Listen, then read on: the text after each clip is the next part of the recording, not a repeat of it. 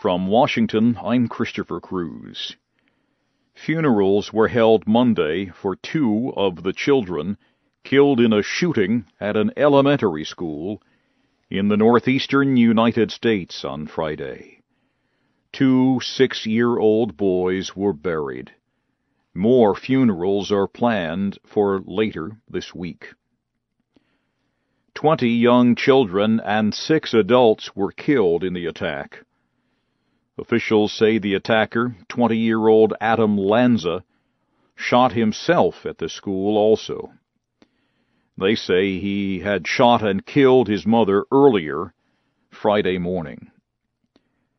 Classes at the school in Newtown, Connecticut were canceled Monday. It is not clear when or even if the school will ever reopen.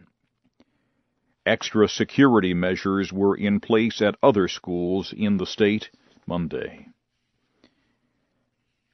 10 young girls were killed Monday in eastern Afghanistan when a landmine exploded.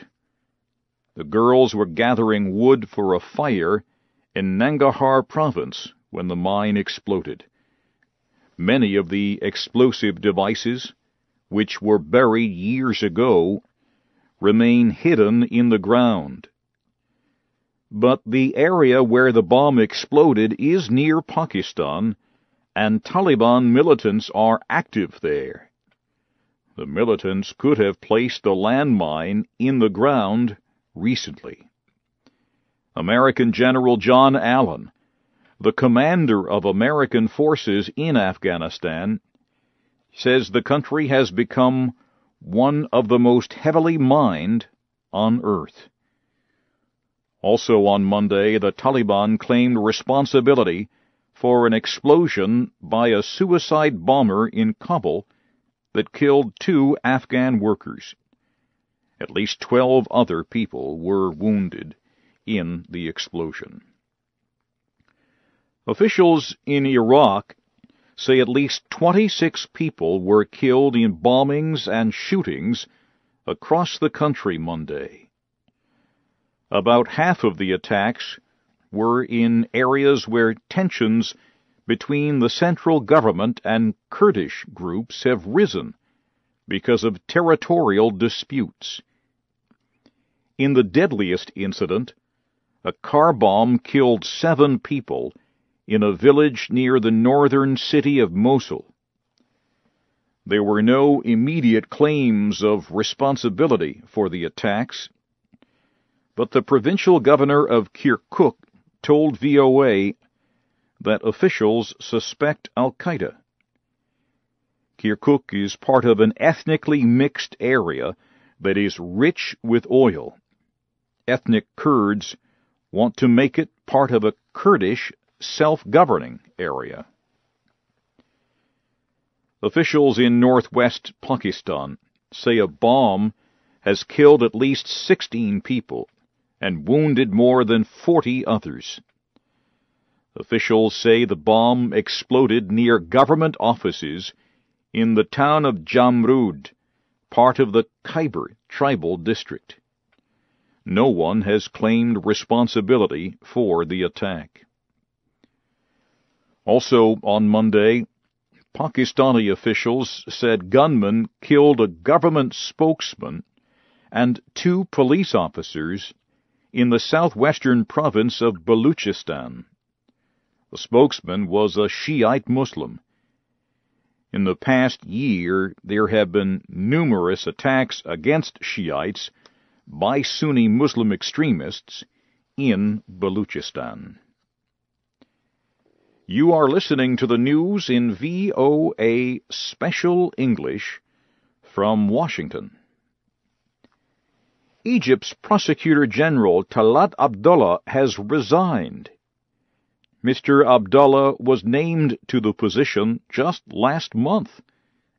He resigned Monday after hundreds of government prosecutors protested at his office. The protesters argued that his appointment by the country's president was illegal. They said only the Supreme Judicial Council can name a prosecutor general. President Mohamed Morsi made the appointment after ordering an expansion of presidential powers in late November. But large protests caused the president to withdraw that order. Members of South Africa's ruling African National Congress voted Monday on who would be the party's new top leaders. President Jacob Zuma is being challenged by Deputy President Kgalema Motlanthe for the chairmanship of the ANC. Mr. Zuma is expected to win and to replace Mr. Motlanthe with business leader Cyril Ramaphosa. Results from the vote are expected at any time. Earlier, South African police said they had arrested 4 people suspected of planning an attack on the ruling party's conference. The American Senator Daniel Inouye of Hawaii has died at the age of 88. Senator Inouye suffered lung problems. He had been in a hospital in Washington, D.C. since December 6th, when he fainted in his office at the Capitol. Senator Inouye was a member of the Democratic Party. He was serving his 9th 6-year term in the Senate when he died. He entered Congress in 1959 as the first representative to the new state of Hawaii. He served in the House of Representatives for one full 2-year term before winning a seat in the Senate. Daniel Inouye was one of the most influential members of the United States Congress. The governor of the state of South Carolina has named Representative Tim Scott to the United States Senate.